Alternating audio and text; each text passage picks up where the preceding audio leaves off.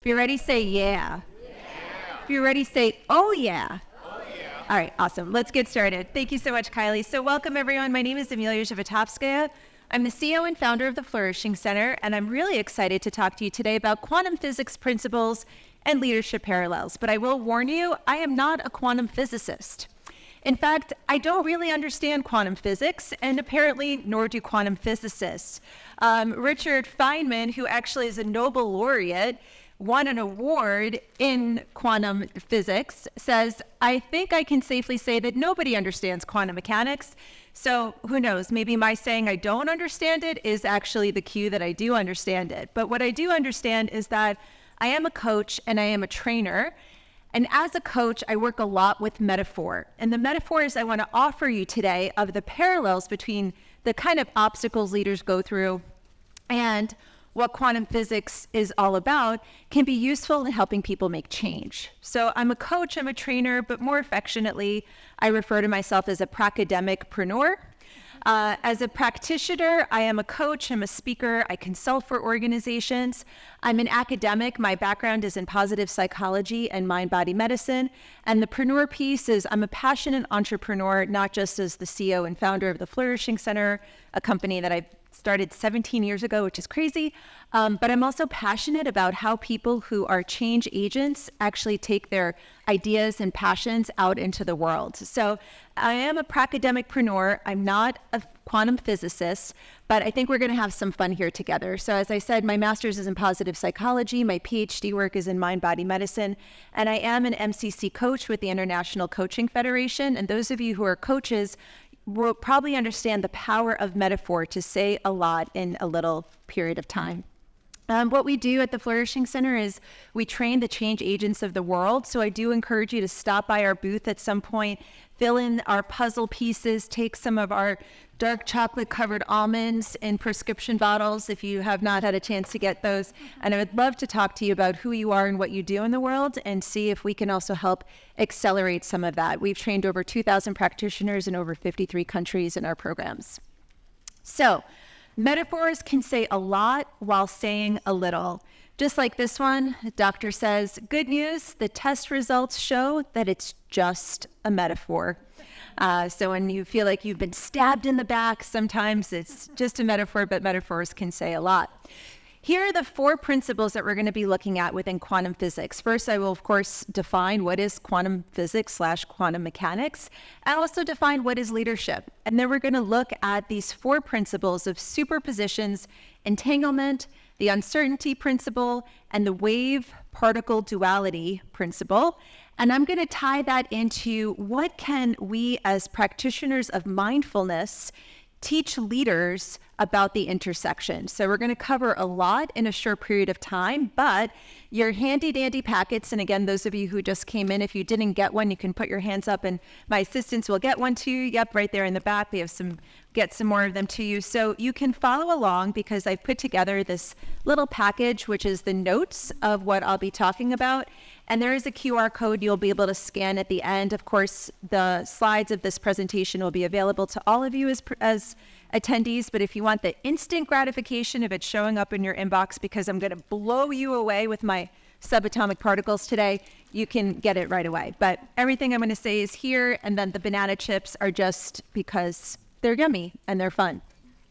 So let's first go into what is quantum physics, what do we mean by leadership, and how does this fit into mindfulness? So I'll start with a positive psychology principle before we go into quantum physics principles. So positive psychology is the scientific study of optimal human functioning. It's a field that started in 1998 and started by the founder of the field, Martin Seligman, the person that I got to study with at the University of Pennsylvania. And positive psychology is the umbrella topic that studies the mechanisms of flourishing. And within it, mindfulness is one of the important pathways that we can build. And so this model that I'm going to keep referencing is the scientific model of what mindfulness and mindful attention training does for us. It's the IAA theory. Many of you are probably familiar with it already, but it breaks down the mechanisms of mindfulness being made up of being able to intentionally attend, which is the I and the A, in a very specific way with an attitude of openness. So when we are training mindfulness, this is what we're going for. We're going for being able to intend your focus and attend in an open way. This is the mindfulness principle we're going to be coming back to. Quantum physics, what is it? It's also called quantum mechanics, and it is the study of matter and energy at the most fundamental level. What does that mean? It's the part of physics that describes the smallest things in our universe. The study of atoms, molecules, subatomic particles, electrons, etc. And sometimes it could be hard to imagine what is this smallest thing that we're talking about. So I want you to imagine that you had a blueberry, and just for your own physical somatic experience, give me the size in your hand of how big you think a blueberry is. Those look like GMO blueberries, about that. Yeah, a little bit smaller. So imagine you had a blueberry and you were to take that blueberry and blow it up to the size of the Earth, of planet Earth. You guys with me so far? Quantum physics and quantum mechanics would liken the proton inside of the atom to be, if the blueberry was an atom, if the blueberry was an atom and it was the size of the Earth, the proton that is inside the nucleus is the size of a football field. So you guys understand the scale that we're understanding here, right? Planet Earth is a blueberry. The proton that makes up a blueberry is the size of a football field. And electrons would be like a grain of sand in that football field. So on the one hand, we would say, what the heck can leadership teach us or have in common with these teensy tiny subatomic particles? Well, part of it is that when you start to get to things working at such a small level, things get freaky, things get wild. And leaders who are guiding, influencing, and directing individuals, teams, or organizations towards goals and visions, things can also get kind of freaky, kind of spooky, kind of wild. And I think that there are things that we can all learn from. So if we think about the quantum field or the quantum mechanics side of things, we're usually dealing with invisible forces that we can't see. And let's just call out for a moment, what are some of the invisible yet highly potent forces that leaders have to work with on a day-to-day basis? Call them out. What are some of the invisible things? Yep. Fear. Frustration. Self-sabotage. Inspiration. Ambiguity. Team dynamics. Culture. Sometimes bureaucracy. Envy. The unknown. These are invisible forces that are impacting leaders all the time. And so when we think about the parallel between quantum physics and leadership, I would say that both are about navigating the unseen, the unknown, and the interconnected. Because quantum physics is about the unseen. You cannot see any of this with the naked eye. And even though we use quantum mechanics all the time, your cell phones are quantum mechanics. This projector is quantum mechanics. Anything technological, the lights in the room are actually operating on the principles of quantum mechanics. We don't really fully understand them. And those people who think they understand them usually don't. And they're entangled, they're interconnected. And both are about exploring potential, embracing uncertainty, and fostering synergies. So there's a lot that we could work with these metaphors. So let's start with, and then of course, how many people are familiar with the word VUCA? Those of you who attended Mindful Leader Conference, I think like 4 years ago, I was on stage talking about VUCA and how we need MUCA for VUCA. And if you're curious about that, go into the Mindful Leader website and watch the previous summits. But those of you who are not familiar with it, VUCA is the acronym that is used to describe the conditions of volatility, uncertainty, complexity, and ambiguity, which is something that leaders definitely go through on a day-to-day. And now all of us post-pandemic are watching the rapid acceleration of the volatility, the changes, life with AI. What is it going to be? Our lives have gotten more complex. And as things get more complex, as the speed of change increases, we get more VUCA in the world. So all this goes well together. So here we go. We're going to dive into these principles again. You can follow along in your packets. You can also scan the QR code in a bit and get a copy of this. But first, let's start with the concept of wave-particle duality and what that can teach us and give us a metaphor for leaders. Let's first start with the atom analogy. So before we get to the wave and particle, let's talk about what is a particle. So we know that our bodies, like let's take this human body of mine. My body is made up of systems that talk to each other. So my autonomic nervous system, my digestive system, my skeletal system, my body's made up of systems. And those systems are made up of organs that are all talking to each other. And those organs are formed from tissues, and tissues are formed from molecules, and molecules are made up of atoms. And if you go in even deeper, you might remember back to your biology or chemistry class that you've got the atom. Inside, there's a nucleus with protons and neutrons, and on the outside, you have the electrons. So far, so good. I could do the I'm a little teapot thing. So if I were an atom, everything around me would be the electrons that are around me, and I would be the proton and the electron, the proton and the neutron in the center. So we could play around with this analogy of the atom and say, what if the leader is the proton? So the leader is in the center of the atom. Ideally, the leader would have a positive charge because we know that the leader's emotional scale contributes to the culture, the positive culture of the organization. The proton is also what gives the atom its atomic weight. So the difference between a hydrogen and a helium molecule, one has one proton in the center, the other one has two protons in the center. The leader is what gives the actual atom its weight. It impacts the positive culture or the energy of everything going on around it. The leader sets the tone for the organization. The leader is the one who holds it all together, keeps it congealed like the proton of the nucleus.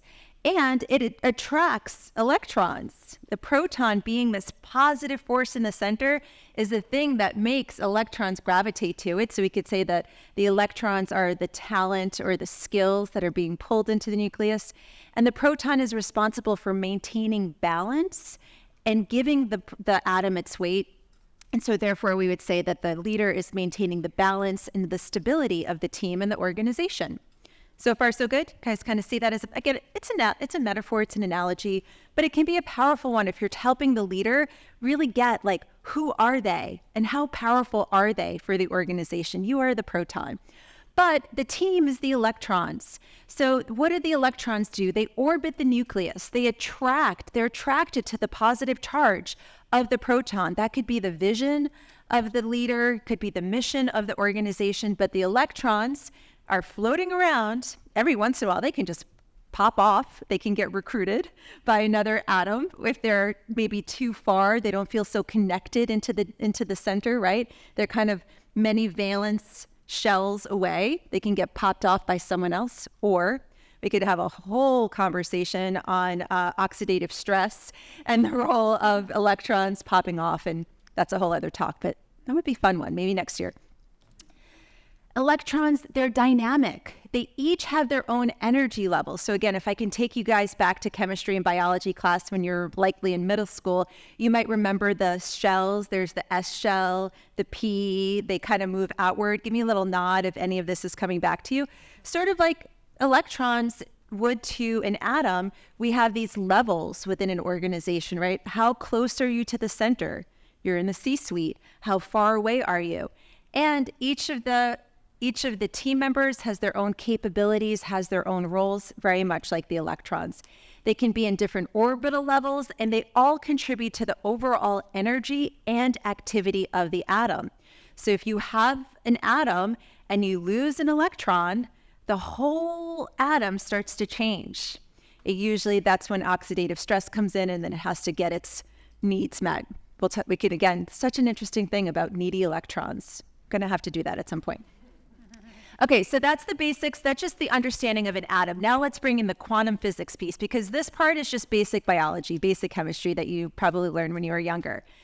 Wave-particle duality is a principle within quantum physics that says that when you start to look at the level of subatomic particles, their behavior changes from this very neat, like, I'm an atom, here's my nucleus, and I have these electrons that are around me. What wave-particle duality says is that a subatomic particle can act as a particle and a wave at the same time. I'm not going to get into the mechanics of it or the actual ways in which they calculate this scientifically, but the way that they figured it out was the famous double slit experiment, where they would shine a light or pass electrons through two slits. And it's expected that if you're passing particles through, the one on the right, the expected results would be that the way that those particles would land on the thing that they're shining it through would be in a very straight line. But instead, what they found is that when it actually spreads out, what they see is a wave. So it's complicated as to how scientists uncovered this. It was through the double slit experiment. But this idea that an electron can be a particle and a wave is pretty wild. The fact that it can be both. What this metaphor is that we can say that leaders need to show up as both particles and waves. When a leader is a particle is there fixed, they're stable. This is when the leader is clear, directive, decisive. When a leader is in that contained, stable, particle-like state, they're accessing one aspect of their leadership. But then we can also work with the metaphor that a subatomic particle is both a particle and a wave at the same time. So when a leader is in their wave state, then they're flexible, they're collaborative, they're innovative, they're visionary, they're moving. And the reason this is so mind-blowing for quantum physics is that prior to quantum physics, it was just thought that there were atoms and then there's these electrons that are stable and static, and they're just pulled in by this proton gravitational force. But that's not actually the case. And in fact, the electrons are constantly moving. I'll come back to this in a second. The electrons are constantly moving. So what an electron actually is not is this very simplified model I gave you where I'm an atom and they just hang out statically. They're actually moving. And the way that they depict them is they depict them in electron clouds around the nucleus. Anybody else find that fascinating? So the electron is never static. Nothing in life is ever static. It's always dynamic. It's always moving. And the leader has the capacity to act like a particle or like a wave. And the difference between it in physics, when is the atom like a particle? When is the electron like a particle? When is it like a wave? Has to do with observation. So if you're not measuring the subatomic particle, it's moving, right? And then the minute you try to be like, oh, hey, where are you? It acts as a particle, right? This is actually where we don't want to use quantum physics as a metaphor, because the metaphor we don't want is we actually don't want the leader to change their behavior under observation and measurement, right? Like ideally, the leader would be just as attentive, present, mindful, positive when they're being watched and when they're not. So this is one place where we don't want to use this as a metaphor. But it is, and the other part that's also interesting is that when you're working at the subatomic level, if you're looking at the electron through the lens of the particle, the kind of equations and mathematical formulas they use follow Newtonian mechanisms or Newtonian principles. But under a wave, you use a different equation, which is the Schrödinger equation. And you can't actually, when you're working with it as a wave, you can't actually identify where it is in space. The best you can do is a probability. So this is where I say we don't actually want to use leadership as a metaphor. We don't want to use different measurements for how are they operating if they are under these two conditions. Ideally, we would use it as both. But again, don't want to get too technical. If you take anything away, you can use this metaphor that a leader can be both a particle and a wave at the same time. And we want to be able to embrace both those things. The next thing I want to teach you about or connect about is the idea of a superposition. This is what Einstein referred to as spooky science when it came to quantum physics when they identified this, which is the idea that because the electron is not ever fixed, it is constantly moving, you actually can't predict and know where the electron is at any time. And so they actually use the word superposition in quantum mechanics to describe it, that a particle can exist in multiple states and in multiple configurations simultaneously. So when we're talking about the location of an atom, we actually say electrons are in a superposition, and they can be two opposing things at once. It's like being up and down at the same time. The particle that when acting like a wave, it's in a superposition. We don't know where it is. So the way that they came about this was the Schrödinger cat experiment. It's a kind of thought experiment. It's not an actual experiment that they did. It was like possibly, bar talk that Schrödinger and Einstein were having together. And it was a philosophical experiment that Schrödinger set up when he said, imagine we had two boxes. And I put inside both boxes a cat. And I put a molecule inside of it that would have a nuclear reaction. And if the nuclear reaction, as it would go off, would then cause a chemical to be released that would either kill the cat if the nuclear reactor was going off, or it would keep the cat alive. And the question is when you opened up the box, you wouldn't know, is the cat alive or is the cat dead? Schrödinger's daughter is reported to say, I don't think my dad liked cats. And most people who teach the Schrödinger experiment talk about it now as the sleepy cat rather than the dead cat. But this is the way that he described this experiment. And what he was saying is that, so the question would be, is the cat dead or alive? So you're putting this cat into a box and you're opening the box at a later time. There's a subatomic particle that would go off that would either give out some sleeping gas to make the cat fall asleep, or the cat wouldn't get the sleeping gas and the cat would be awake and alert. And so the question was, is the cat alive or dead? And what Schrödinger's superposition said is that the cat is in a superposition where it is both dead and alive, or sleepy and not sleepy, at the same time. And you cannot actually know which one it is until you observe it. So that's the idea of the superposition. The superposition is, until you actually observe what is happening, the best you could do is have a probability, a 50-50 chance, what is the state of the cat. Does that make sense? I'm trying to simplify it in a short period of time.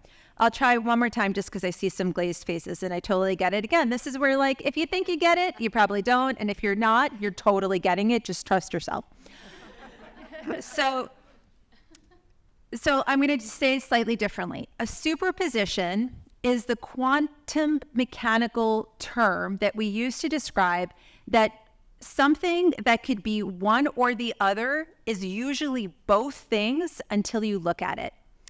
So let's do a classic 0 or 1. So in classical computing, we use our whole computer is made up of zeros and ones, zeros and ones, zeros and ones. And so let's say I have a computer that's giving me, is it a 0 or is it a 1? A superposition says it's both a 0 and a 1 until I observe it. Or let's say I spun, imagine I had a big coin over here and it was heads and tails. And let's say I spinned it.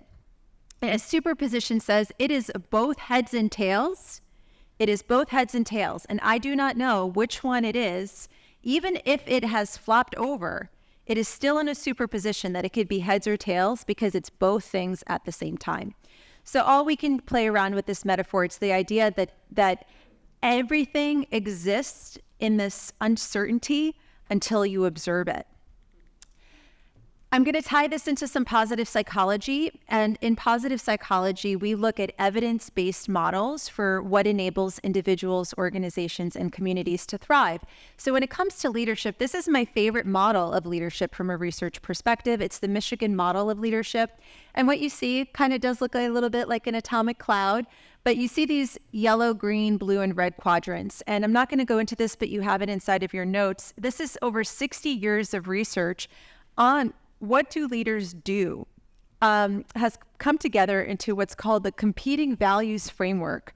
And it acknowledges the paradox of leadership, that leaders are constantly needing to navigate the tension between opposing forces.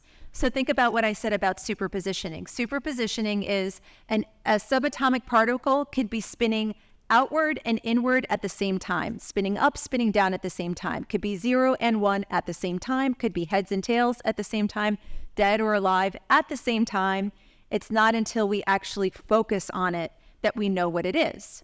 So when it comes to this leadership framework, I'm not going to go into the details of it, but they go on an angle. And what it describes is what are the tensions that leaders need to navigate. So when they're navigating the yellow to the blue tension, they're navigating the collaborative community with the robust results tension, meaning a leader is trying to create a collaborative, inclusive, focus on relationship type of dynamic in the organization, yet needing to drive the results of the company.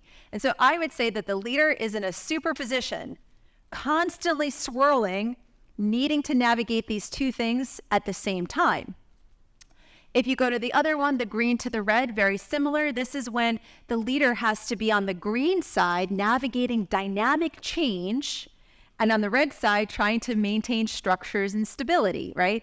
And the leader is constantly needing to dance in this polarity of both things. And so, and according to the Michigan model, they describe that navigating these fundamental tensions and achieving the right balance is the stuff of leadership. It is the stuff of leadership because leaders are constantly, like those subatomic particles, superpositioned. They're navigating those things. So let's tie this into leadership, mindful leadership. I talked about that intention, attention, and attitude piece. This is where the attention comes in because at the subatomic level in quantum physics, a particle gets a definitive state once it's observed, once attention is put on it. So the Schrodinger cat experiment said, even though we have this box and we have a cat in each box, we don't know whether the cat is alive or dead until you observe it, until you put your attention on it. That is how we know. These electrons are in superpositions. Is it spinning up or down? We don't know until we put our attention on it. So a leader must employ mindfulness and channel their focused attention to navigate this balance effectively. And the ability to transition from the state of being in a superposition as a leader, of all the mind chatter, of the dynamics of change and the markets changing, to what do I need to adhere to as the rules of my organization. Being in that constant flux, the more a leader can learn how to focus their attention, the more masterful they will be as a superpositioned subatomic particle. So this ability to go into a place of decisive action, to go to a place of clarity is the going from being a wave that can be in any place to being a particle. So far, so good? We're getting it? It's a metaphor, stab in the back, kind of working? Yes? Okay, cool. Thank you, guys. All right, let's go on to the next one. This one's really cool. Again, spooky science according to Einstein. Entanglement. Entanglement. At the subatomic level, you can have a particle be entangled with another particle, have them be thousands of miles away, and when they are entangled, a change in one impacts a change in the other. At the subatomic level, I do not understand this in any way, shape, or form from a scientific perspective. Something about it feels really right in an intuitive level. And quantum physicists feel the same way, and they've been able to prove this in studies. So the concept of entanglement in quantum physics is that particles become interconnected, and the state of one instantaneously influences the state of the other, no matter how far apart they are. And this means that if you measure the state of one, you also instantaneously know the state of the entangled particle. So if you have one particle that is spinning with an upspin, the entangled particle, you know automatically, is spinning with a downspin. Putting your attention on one will impact the other. Perhaps from a more metaphysical perspective, we can talk about people being entangled with leaders and all of that, but we're not going to go there because I want to keep this a bit more grounded. I'm more curious about the metaphor of entanglement creation. So how do you entangle subatomic particles? There's two main ways that scientists do it. One is the interaction or the collision approach, which is they literally collide subatomic particles into one another and they get them entangled and they become interdependent. They rely on each other. Or the creation principle, which is that the way the subatomic particle is created from the get-go gets them created from the same system. This, I think, is true of leaders as well. Well, how does entanglement get created in an organization when it comes to a leader? Well, sometimes the leader joins a company and they're coming into an ecosystem that's already been established. And suddenly, the same way that you would bombard, hopefully it's not a bombarding, right? But if it's, sometimes it is, sometimes the company gets bought out or this leader comes in and they are colliding with another and they become entangled because they become interdependent. Or sometimes the leader grows within the company and they get entangled within the company because as they are decaying, or this way, let's say aging, getting wiser within the organization. Oh, decay, not so fun. But as they're getting older and wiser, they're growing into the organization and they're stepping up into a leadership role. So we can use that as an interesting metaphor. Sometimes leaders feel like they've been collided and sometimes they've evolved in it, but they get entangled nonetheless, which is an interesting metaphor.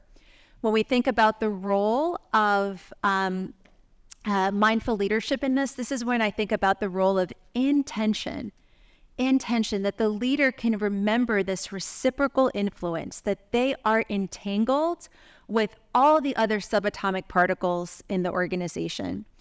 So in this entangled state, because the leader is entangled with the team, their behaviors, their decisions, their attitudes influence the team and vice versa. At the subatomic level, we say it's instantaneous. Instantaneous, if you know the position of one, you know the position of the other. If you do one thing to one, you do one to another. And so we'd say maybe leadership goes a little bit slower, but I don't know, with email these days, with the rapid way in which we can communicate, sometimes the leaders' change instantaneously affects their team members, right? How they walk into the room. So if they practice mindfulness and they're aware of this entanglement that they have with others, they can be more mindful. And it's important to remember that when the leader shifts, this change within them impacts the team and it reverberates through the whole system because everyone is intertwined. They are there in it together. So that one's pretty simple, right? Kylie, can I get a time check? How am I doing? We use about 12 minutes. 12 minutes. I love that. Thank you. In quantum world, that's like, we could be here for light years. That's a lot of time. All right. So the last one that I think is really interesting is the concept of the uncertainty principle. Leaders are constantly navigating uncertainty. The equation or the scientist that identified this is Heisenberg. So it's actually referred to as Heisenberg's uncertainty principle. And what that uncertainty principle states is that inherently it is impossible to simultaneously know the exact position and the exact momentum of the particle. I'll repeat that again because that's kind of interesting, right? So according to the Heisenberg uncertainty principle, when we're talking about quantum physics, there's no way you could know the position of a subatomic particle and its momentum at the same time. In fact, the more you know about one, the less you know about the other. So the more precisely you can know the position, the less you know about where it's going. The more you know about where it's going or how fast it's moving or how fast it's growing, the less you know about where it actually is in space. Let's apply this to leadership. So I'm the CEO and founder of the Flourishing Center. The more I'm like, oh, I know exactly where my business is in this moment. I know exactly what we're doing. We're focusing on we're focusing on our certification programs, and our goal is to train 100,000 certified practitioners in the next 10 years. I'm really clear on that. I have no clue the speed at which or the momentum that I need in order to make that happen. And if I'm aware, like, oh yeah, we are moving, we are really growing, we are scaling, I don't actually know where we're headed to, but I know that we're moving. I know that we're scaling. And as a leader, when I think about this as a metaphor, I actually feel like I can have a little self-compassion, which I'm really excited to hear Kristen's talk later today. So I'm all about the self-compassion. It's like that kind of gives me the permission as a leader to take a load off, because trying to know the position and the momentum of your company, of your organization at the same time, not only is it really exhausting, it's impossible. And it's very similar to what we know in quantum physics. So the exact position is where are we or where we're going. It's the pin in the board, right? And the momentum is the force with which we can take to get there, right? What is the drive? What is the force? And so it could be helpful to know that these two things actually can't coexist. And so what does the leader need? The leader needs an attitude. This is the third part of the mindfulness process: intention, attention, and attitude.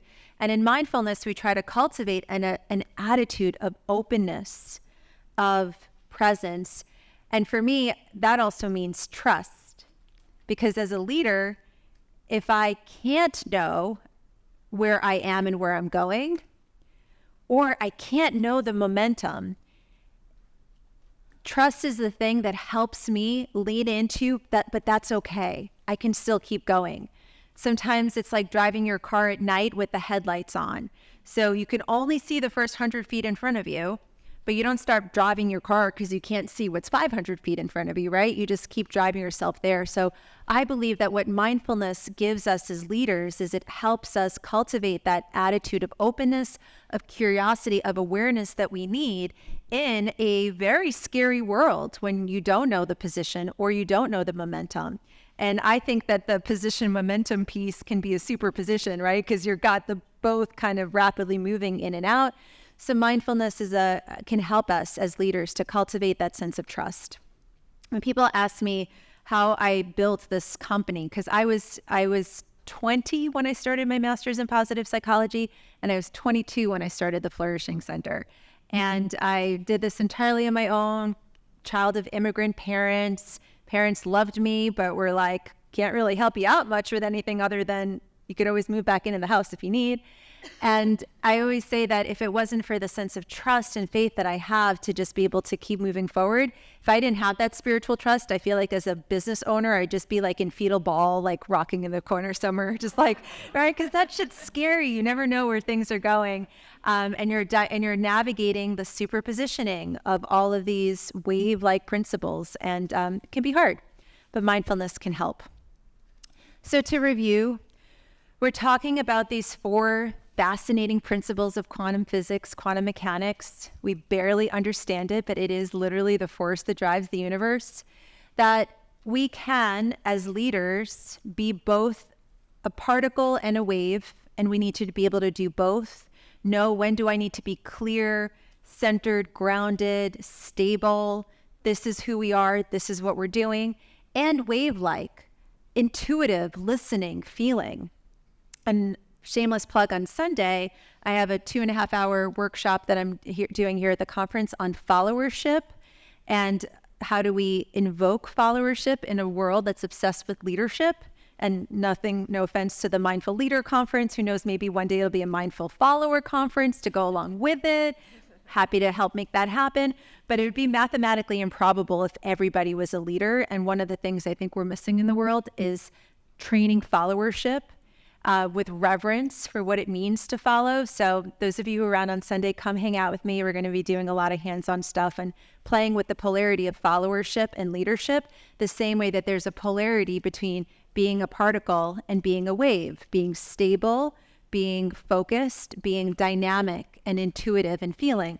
So because subatomic particles are both until they're observed, we can also think about how we channel our attention into those things.